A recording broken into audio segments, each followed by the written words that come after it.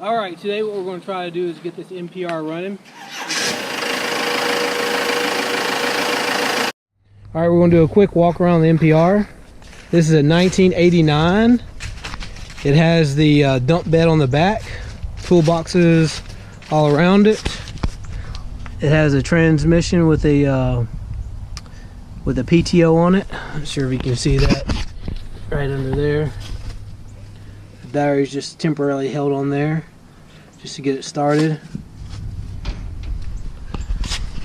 Let's look at the interior.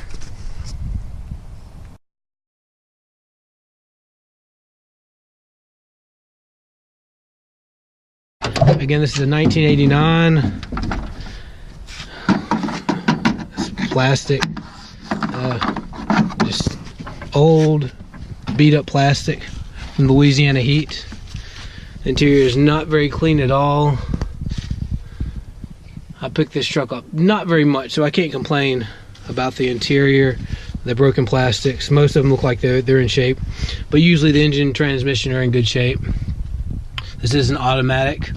It's a 4-speed with the overdrive is actually 4-speed, so it doesn't have a lockup torque converter, I don't think, but it does have overdrive.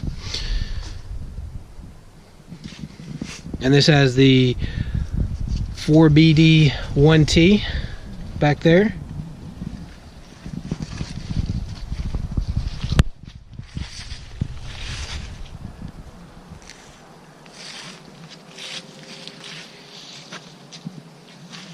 This NPR probably hasn't been started in about a month or so.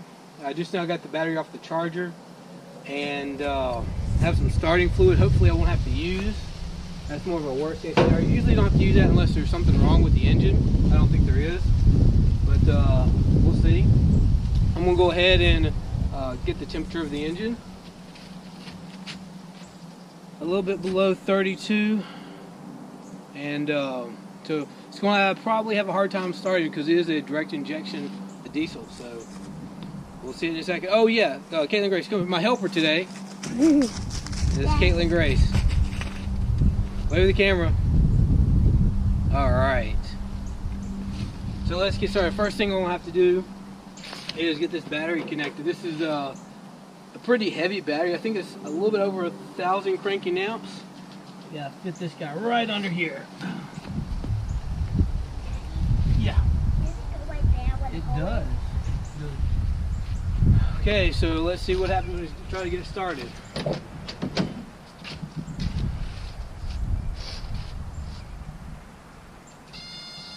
Stand back.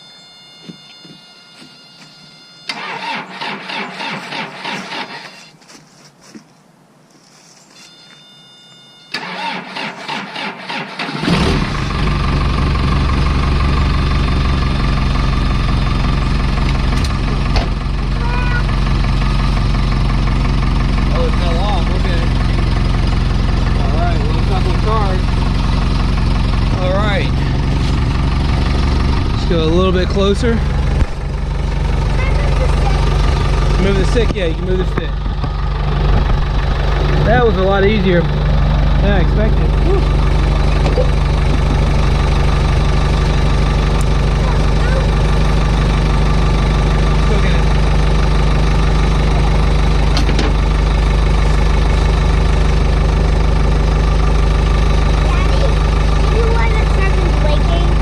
Stand back while I lift this up, okay?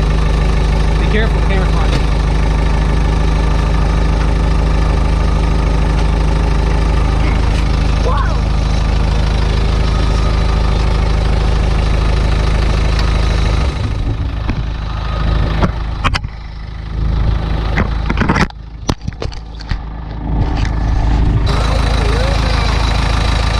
No more blowing the camera. Thank you for helping, no more blowing the camera.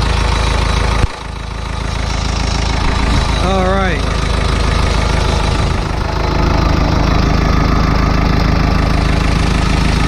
So yeah, the start wasn't too bad. See a little bit of smoke coming off there.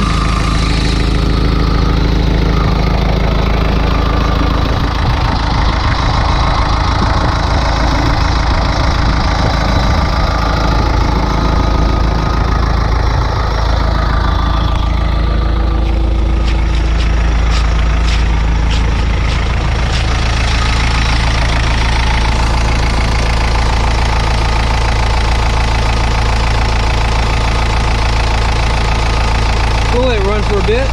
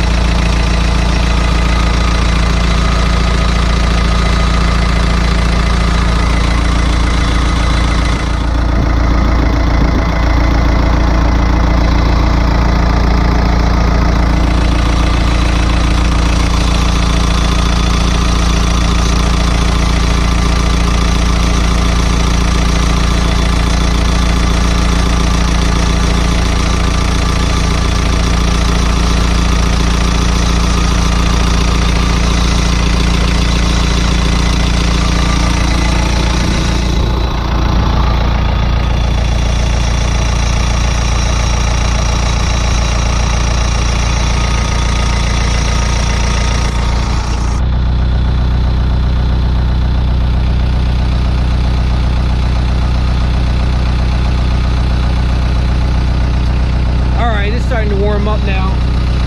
What I'm gonna do is I'm gonna do another test, you know, turn it off, turn it back on to see if it helps the restart. It was definitely difficult to actually get it started the first time. I had to turn the key a few times. Also, the battery isn't good, and the battery cable popped off during while it's starting. So let's see what happens.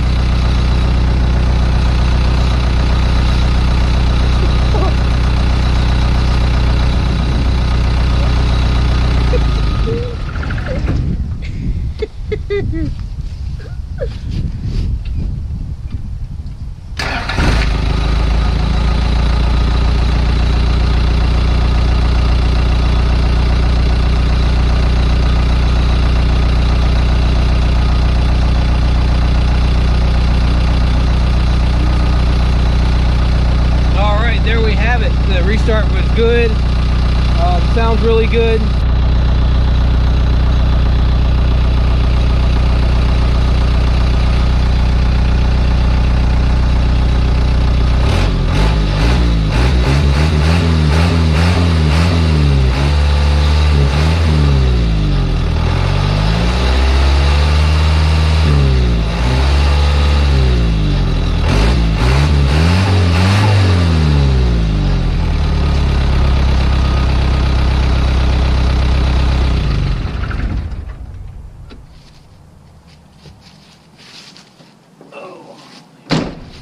Alright, so it's warmed up pretty good, and I'm pretty happy with it on the restart. It took a couple of tries the first time, but it's, like I said, it's cold out here and that's a weak battery.